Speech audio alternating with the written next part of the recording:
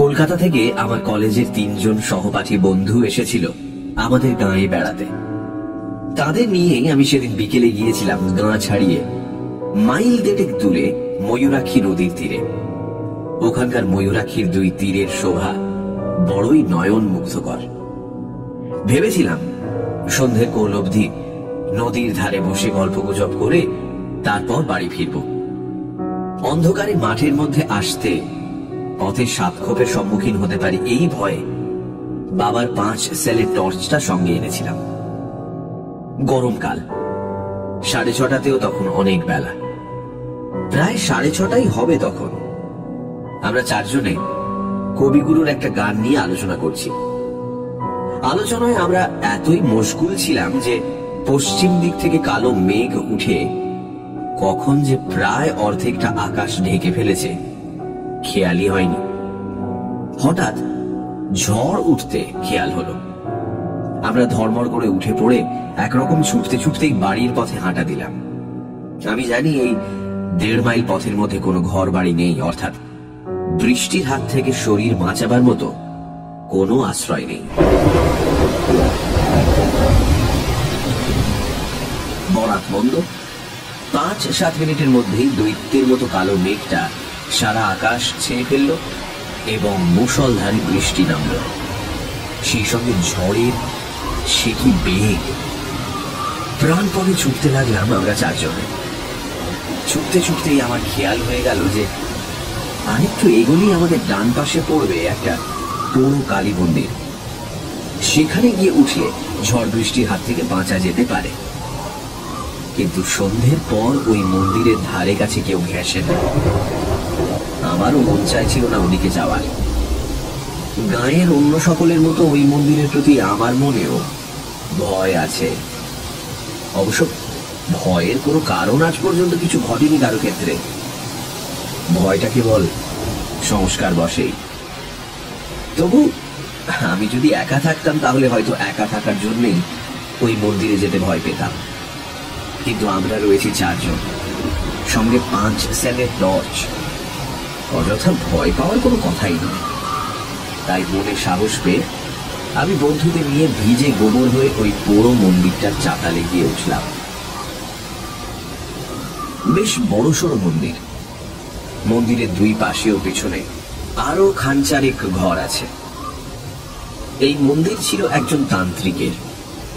ঘরগুলির মধ্যে একটাতে নাকি মায়ের ভোগ রান্না হতো, অন্য ঘরগুলিতে চেলা চামুন্ডাদের নিয়ে তান্ত্রিক বাস করত।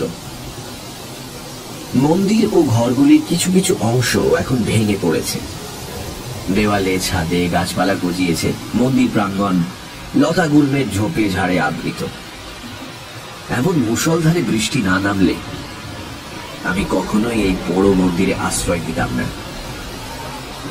এখন মাত্র সন্ধ্যে রাত, কিন্তু জায়গাটার পারিপার্শ্বিক পরিস্থিতি দেখে মনে হচ্ছে যেন মাঝরাত। বন্ধু শ্যামল বলল, আচ্ছা জায়গায় আমাদের নিয়ে এলি বটে, সাপে কোপে কামড়াবে না তো আবার? আমি টর্চটা জেলে চারিদিক দেখে নিয়ে বললাম, দেখে তো সেই রকমই মনে হচ্ছে।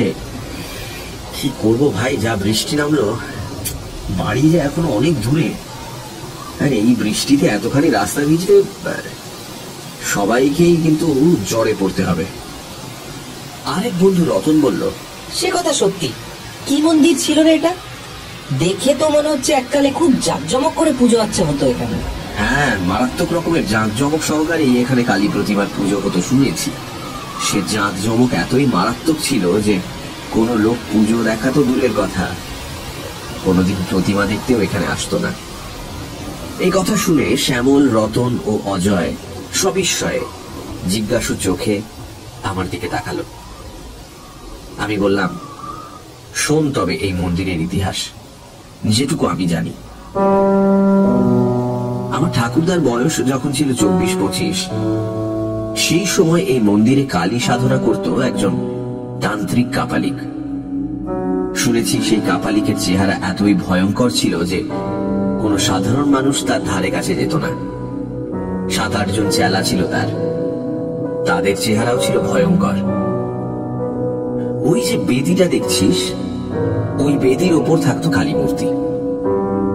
তখন কেউই জানতো না যে ওই মূর্তিটা নকল কি আসল।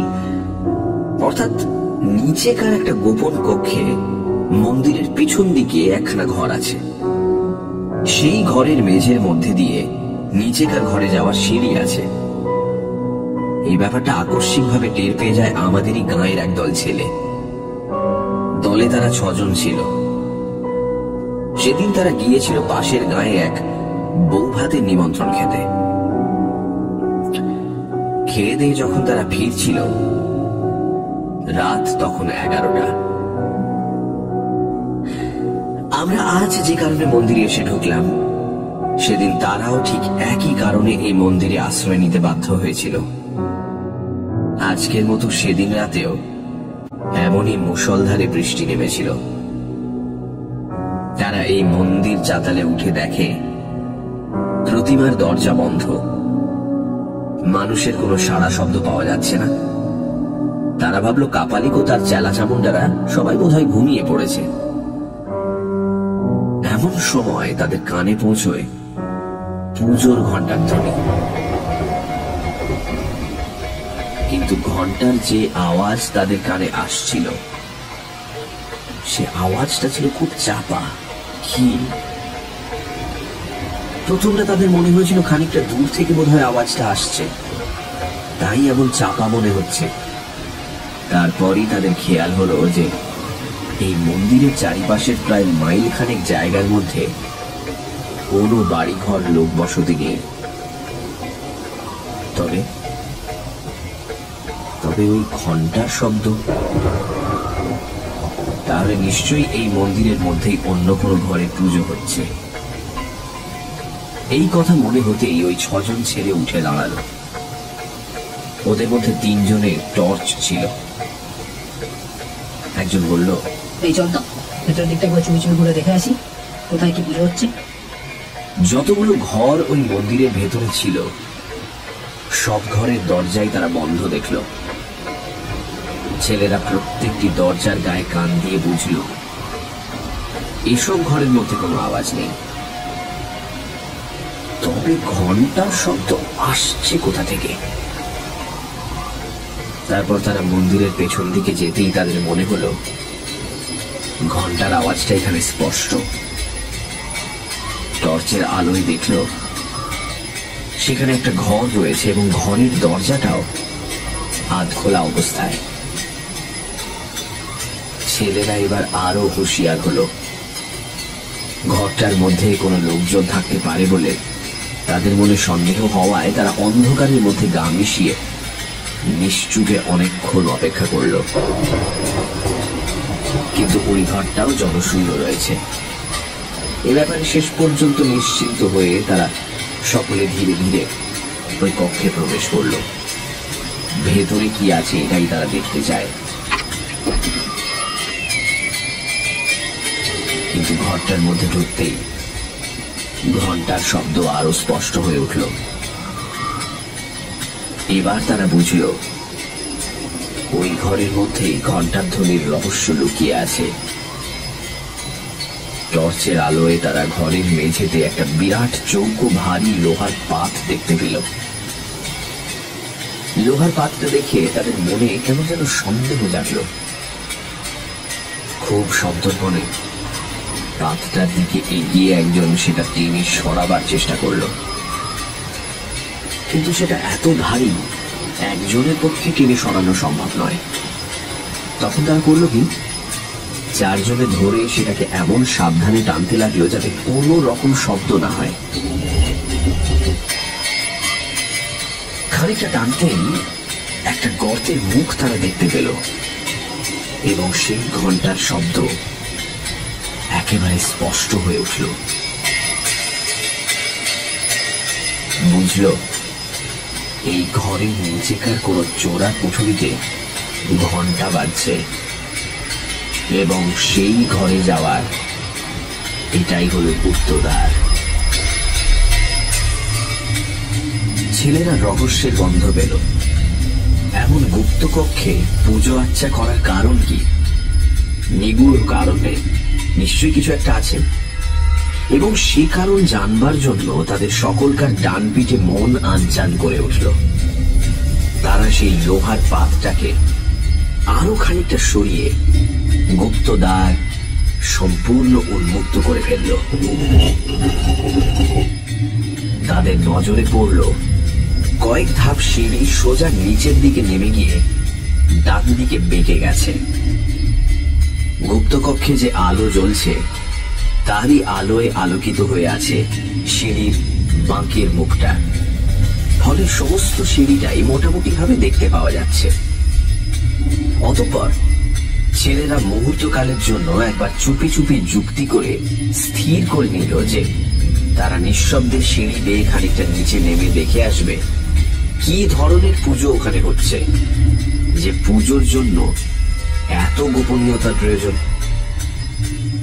সিঁড়ির সেই বাঁক অবধি নেমে ছেলেরা সন্তর্পণের ডান দিকে দৃষ্টিপাত করে যা দেখতে পেল তাতে তারা ভয়ে বিস্ময়ে একেবারে হতভম্ব হয়ে গেল। তারা দেখল দরজা জানলাবিহীন মাঝারি আকারের একখানা ঘর। ঘরখানার এক পাশে হাত তিনেক লম্বা এক কালী প্রতিমার সামনে একজন ভয়ঙ্কর দর্শক তান্ত্রিক কাপালিক পুজোয় মগ্ন। তার আশেপাশে কয়েকজন চেলা চামড়া দাঁড়িয়ে রয়েছে। তাদের মধ্যে দুজন একটি 10-12 বছরের বালককে ধরে আছে, আর একজনের হাতে রয়েছে একটি তীক্ষ্ণ ধার খড়গ। এছাড়া ঘরখানার একটি কোণে জড় করা ছিল কয়েকটি সুতীক্ষ্ণ বর্ষা এবং আরো গোটা চারেক খড়গ। ছেলেরা বুঝল এই মন্দিরের আসল পুজো এখানেই হয় এবং নরবলি পর্যন্ত হয়ে থাকে। ইতিমধ্যে কাপালিক পুজো শেষ করে আসন ছেড়ে উঠে দাঁড়ানো এবং ঘাতকের দিকে যে ইশারায় বলির নির্দেশ দিল। ইশারা পেয়ে ঘাতক খাঁড়াটাকে শক্ত করে বাগিয়ে ধরল, আর সেই চেলা দুজন বালকটিকে নিয়ে এগিয়ে গেল প্রতিমার সামনে। এর পরের অমানসিক মর্মান্তিক দৃশ্যটি দেখবার জন্য গাঁয়ের সেই ছেলেরা আর সেখানে অপেক্ষা করেনি। কোন সুস্থ মানুষের পক্ষেই এই দৃশ্য দাঁড়িয়ে দেখা সম্ভব নয়। ওই অসহায় বালকটিকে বাঁচাবার জন্য সে সময় ছেলেগুলোর মনে প্রচন্ড একটা উত্তেজনা জেগে উঠেছিল বটে, কিন্তু তারা বুঝেছিল যে বাধা দিতে গেলে ওই সশস্ত্র দুর্ধর্ষ কাপালিকগণের হাতে তাদের মৃত্যুবরণ করতেই হবে। তাই তারা আবার চুপি চুপি ওপরে উঠে এসে লোহার পাতটা আগেকার মতোই চাপা দিয়ে রেখে গাঁয়ে ফিরে গিয়েছিল। কিন্তু ওই হিংস্র নরঘাতক কাপালিকদের কথা তারা ভুলতে পারল না। ওই কাপালিকরা এর আগে কত যে শিশু হত্যা নরহত্যা করেছে তার হয়তো ইয়ত্তা নেই, তবে ওইসব বলি ওরা ছেলে চুরি যাওয়ার অপবাদের জন্য আশেপাশে গাঁ থেকে জোগাড় করতো না। তা যদি করতো তাহলে আমাদের গায়ের মধ্যে ভীষণ একটা হইচই পড়ে যেত, কিন্তু সেরকম কিছু শোনা যায়নি কোনোদিন। তার মানে ওরা নিশ্চয়ই কোনো দূর দেশ থেকেই বলি জোগাড় করত। যাই হোক, ভবিষ্যতে আর যাতে তারা কোনো মানুষ খুন করতে না পারে ছেলেরা তার যথাযথ প্রতিকার করবার জন্য বদ্ধপরিকর হয়ে উঠল। নির্জনে অনেকক্ষণ ধরে যুক্তি করে তারা স্থির করল যে ওই কাপালিক ও তার চেলাদের সকলকে তারা হত্যা করবে, এবং কিভাবে হত্যা করবে তারও একটা সাংঘাতিক উপায় স্থির করে ফেলল। দিন 6-7 পরই একদিন রাত 10টা নাগাদ তারা আবার এই মন্দিরে চলে এলো। তাদের সঙ্গে বড় বড় টিনের 2 টিন পেট্রোল। এসব ব্যাপার তখনো পর্যন্ত তারা গাঁয়ের কোন লোককে জানায়নি। জানিয়েছিল কাপালিকদের হত্যা করার পরে। মন্দিরের কাছে বড় একটা ঝোপের আড়ালে লুকিয়ে অনেকক্ষণ পর্যন্ত তারা মন্দিরটার দিকে তীক্ষ্ণ দৃষ্টি রেখেও কোনো জনমনীষীর সাড়া পেল না। তখন তারা নিঃশব্দে মন্দিরের চাতালে গিয়ে উঠল। তারপর পিছন দিকের সেই ঘরখানার কাছে যেতেই তাদের কানে ঘন্টার চাপা আওয়াজ ভেসে এলো। এতক্ষণে তারা নিশ্চিন্ত হতে পারল, যাক, পুজো হচ্ছে এবং কাপালিকেরা তাহলে এই পুজোর ঘরেই আছে। অতঃপর তারা এসে হাজির হলো সেই গুপ্ত দ্বারের কাছে। তাদের এর পরের কার্যকলাপ অত্যন্ত ক্ষিপ্রতার সঙ্গে শেষ হলো। একজন একটু তফাতে সরে গিয়ে দেশলাইয়ের কাঠি জেলে একটা কাগজ ধরালো, আরেকদিকে অন্য ছেলেরা লোহার পাতটা সরিয়ে ফেলে সেই গুপ্ত গহ্বরের মধ্যে 2 টিন পেট্রোল পুরোটাই ঢেলে দিল। তারপর সেই জ্বলন্ত কাগজের টুকরোটা ভেতরে ফেলে দিতেই দপ করে গহ্বরের মধ্যে আগুন জ্বলে উঠল।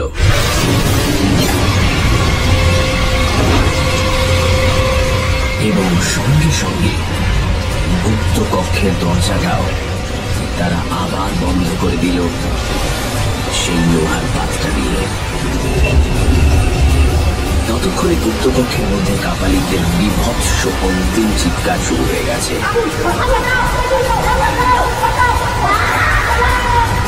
কিন্তু সেই চিৎকার অতি অল্পকালের মধ্যেই থেমে গেল। প্রচন্ড নিস্তব্ধতা নেমে এলো। তারপর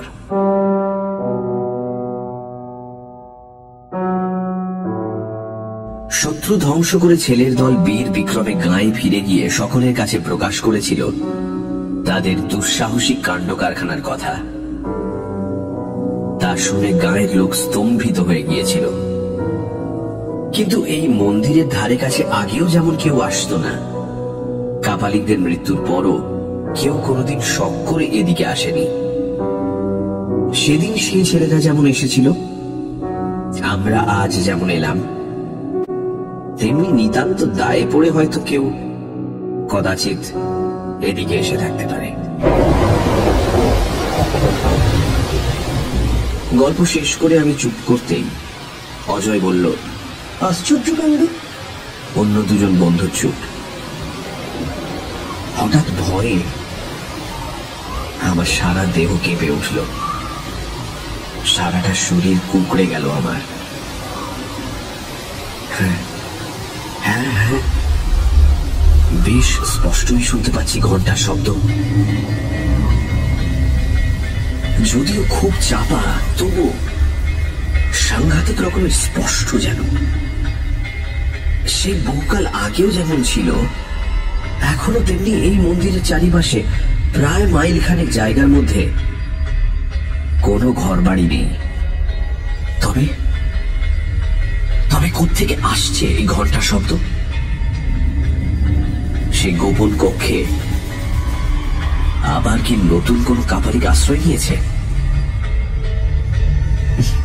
না, মন্দিরের যা পৌর অবস্থা, তাতে নিঃসন্দেহে বলা যায় এখানে কোনো লোক বাস করে না।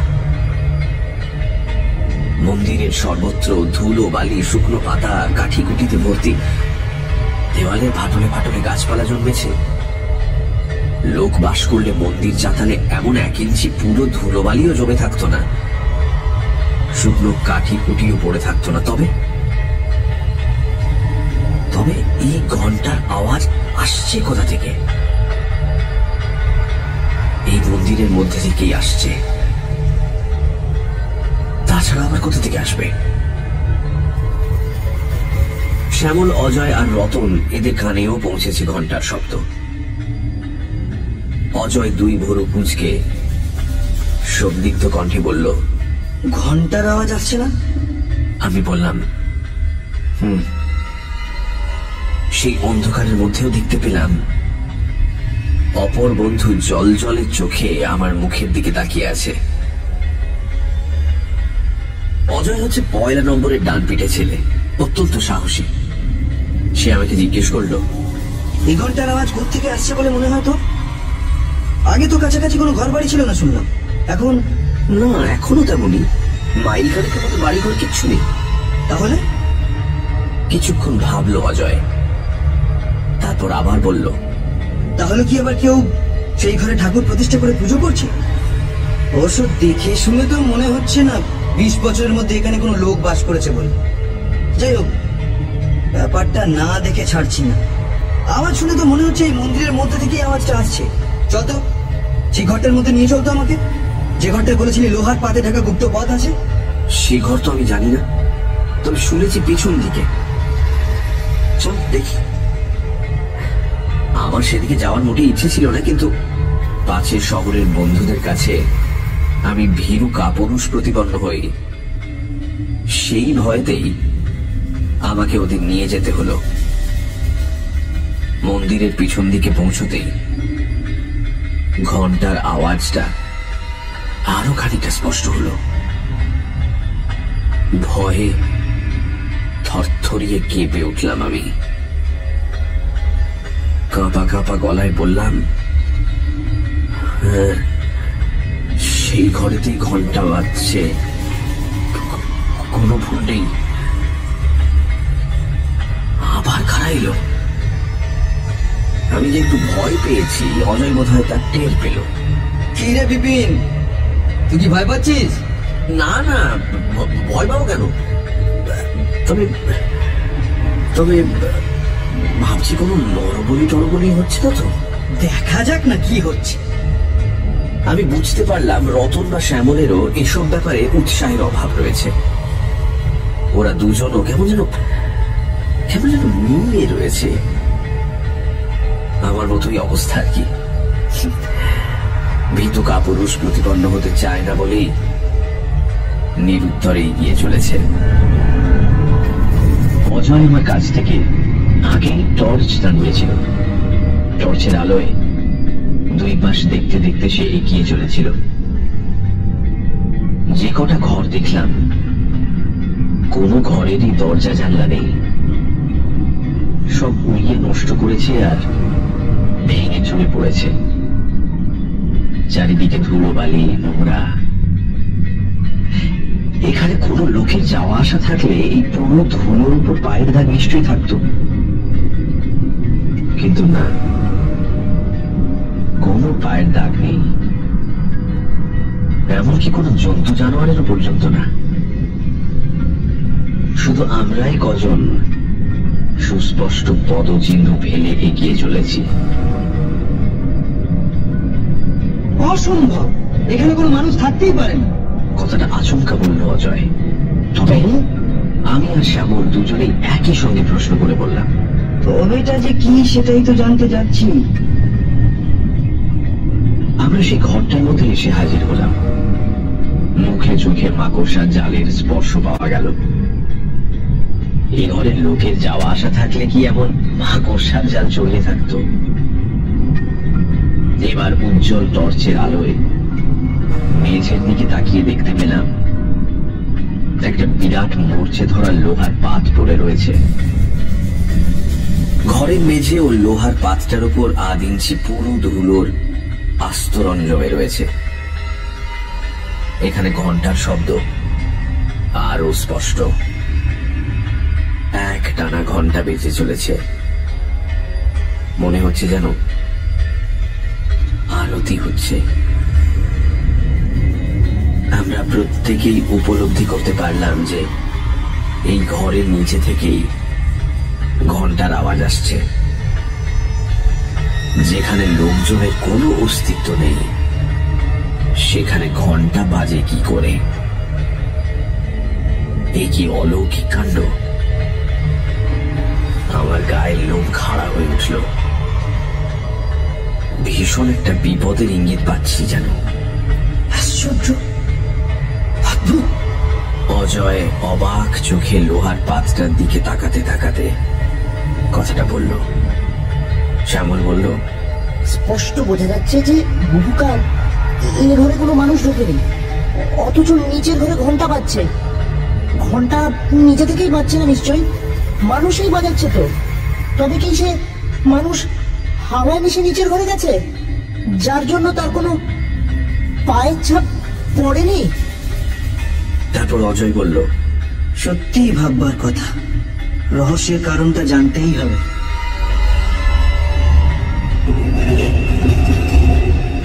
এবার আমরা সকলে মিলে লোহাটা টেনে সরাতেই গুপ্ত পথ নজরে পড়ল, আর সেই সঙ্গে ঘন্টার আওয়াজটাও একেবারে কানের কাছে এগিয়ে এলো। কিন্তু কি অন্ধকার গর্তটা! সিঁড়ির একটা ধাপও নজরে পড়ছে না। নিচেকার ঘরে নিশ্চয়ই কোনো আলো জ্বলছে না। ছোট একটা প্রদীপ জ্বললেও তার আলোর রেখা নিশ্চয়ই আমাদের নজরে পড়ত, এবং সিঁড়ির নিচেকার দিকটাও অদ্ভুত আবছা ভাবে আলোকিত হয়ে থাকত। তবে কি অন্ধকারে বসে পুজো করছে? এ কি অস্বাভাবিক ব্যাপার! অজয় চুপি চুপি বলল, এই শোন, আমার পিছু পিছু আয় তোরা, খুব সাবধানে নামবি, টর্চ চালবো না, কোন রকম শব্দ টব্দ যেন না হয়। দুপাশের দেওয়াল ধরে ধরে নিঃশব্দে সিঁড়ির বাঁক পর্যন্ত নেমে দাঁড়ালাম। সঙ্গে সঙ্গে ঘন্টার আওয়াজ থেমে গেল। চোখে কিচ্ছু দেখতে পাচ্ছি না আমরা। অস্বাভাবিক অন্ধকারে আমরা চারজনে যেন অন্ধ হয়ে দাঁড়িয়ে আছি। এত নিরেট অন্ধকার জীবনে কোনো দিন দেখিনি। আমরা সকলে গায়ে গা ঠেকিয়ে বেশ কিছুক্ষণ সেখানে দাঁড়িয়ে থেকেও কোনো মানুষজন তো দূরের কথা, একটা আরশোলার অস্তিত্ব পর্যন্ত টের পেলাম না। হঠাৎ অজয়ের হাতের 5 সেলের টর্চটা জ্বলে উঠল। টর্চে ছিল নতুন ব্যাটারি। উজ্জ্বল আলোয় উদ্ভাসিত হয়ে উঠল চারিদিক। দেখতে পেলাম সেই গুপ্ত কক্ষের মেঝের উপর কতগুলো নরকঙ্কাল পড়ে রয়েছে।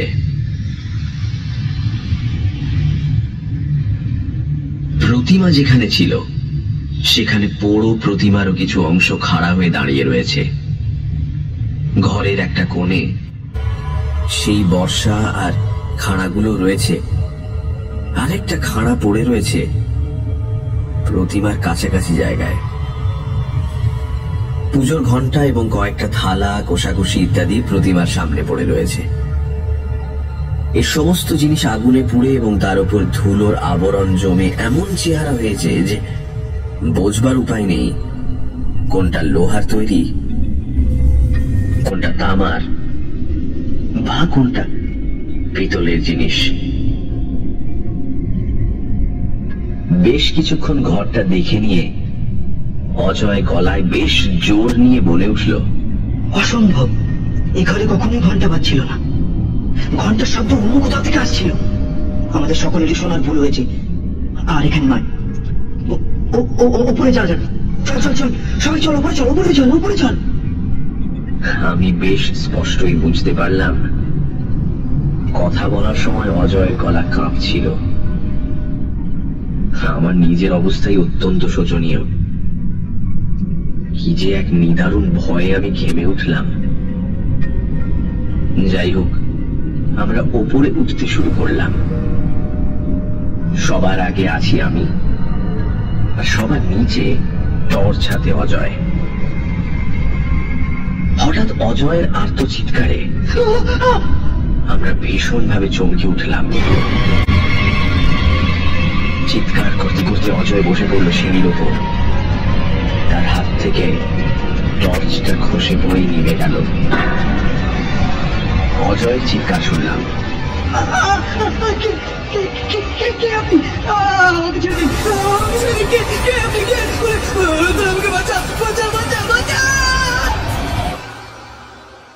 তারপরে চুপ। আমরা হুড়মুড় করে নেমে গেলাম অজয়ের কাছে। টর্চটা কোথায় পড়েছে কে জানে। আমরা তো সেই অন্ধকারের মধ্যেই অজয়কে ধরাধরি করে কোন রকমে নিয়ে এলাম ওপরে। বুঝলাম অজয়ের জ্ঞান নেই। তারপর কিভাবে কত কষ্ট করে যে অচৈতন্য অজয়কে নিয়ে সে রাতে বাড়ি পৌঁছেছিলাম সে কথা এখানে না বললেও চলবে। ডাক্তারকে খবর দেওয়া হয়েছিল। তিনি দেখে শুনে ওষুধ দিয়ে বলেছিলেন, মনে হচ্ছে ভয়ঙ্কর কিছু একটা দেখে ভয়ে জ্ঞান হারিয়েছে।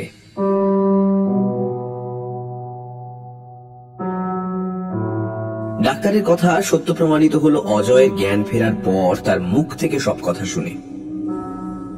জ্ঞান অবশ্য ঘন্টা দুয়েকের মধ্যেই ফিরেছিল, কিন্তু সে মোহাচ্ছন্নর মতো ছিল পরদিন বেলা প্রায় 8টা অবধি।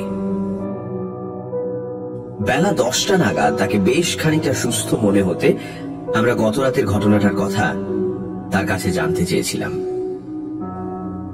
উত্তরে সে বলেছিল তার মনে হয়েছিল একজন ভীষণ দর্শন কাপালিক এক হাতে তাকে চেপে ধরে অন্য হাতে ধারালো খাঁড়া তুলে তার গলায় একটা কোপ বসিয়ে দিয়েছিল। তাই অমন ভাবে সে চিৎকার করে উঠেছিল। তার মুখে এ কথা শুনে তখনই গাঁয়ের প্রায় 20-25 জন যুবক সেই পোড়ো মন্দিরের উদ্দেশ্যে রওনা হয়ে পড়ল। শ্যামল, রতন আর আমি আগে আগে চললাম। সকলের মনেই সেই ঘরটা দেখার তীব্র আগ্রহ। দিনের বেলা বেশ ভালোভাবেই দেখাশোনা যাবে। এতকাল কারো মনে কোনো আগ্রহ জাগেনি। আজ এত বছর পর একটা অস্বাভাবিক ঘটনা ঘটে যাওয়ায় গাঁয়ের আজকালকার তরুণ যুবকেরা কৌতূহল দমন করতে পারল না। দিনের বেলা হলেও সেই পাতাল কক্ষ অন্ধকারাচ্ছন্ন থাকবে অনুমান করে নিয়ে আমি গোটা 4-5 টর্চ নিয়ে যাওয়ার পরামর্শ দিয়েছিলাম। কিন্তু কার্যক্ষেত্রে দেখা গেল প্রায় 10 টর্চ নিয়ে এসেছে। গুপ্তদ্বারের সামনে এসে দেখা গেল সত্যি ভেতরটা বেশ অন্ধকার। যাই হোক, আমরা টর্চগুলো জেলে একে একে নামতে লাগলাম নিচে।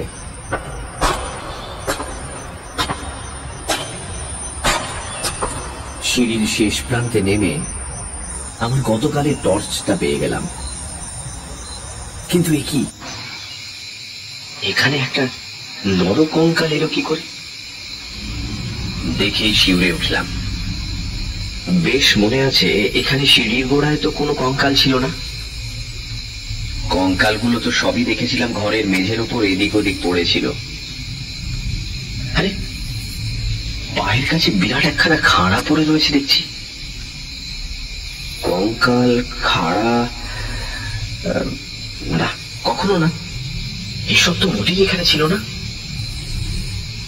ঘরের মেঝের দিকে তাকিয়ে দেখি প্রতিমার কাছে যে খাড়াটা পড়েছিল সেটাও তো সেখানে নেই। সবগুলো টর্চের আলোয় ঘরখানা প্রায় সাদা হয়ে গেছে।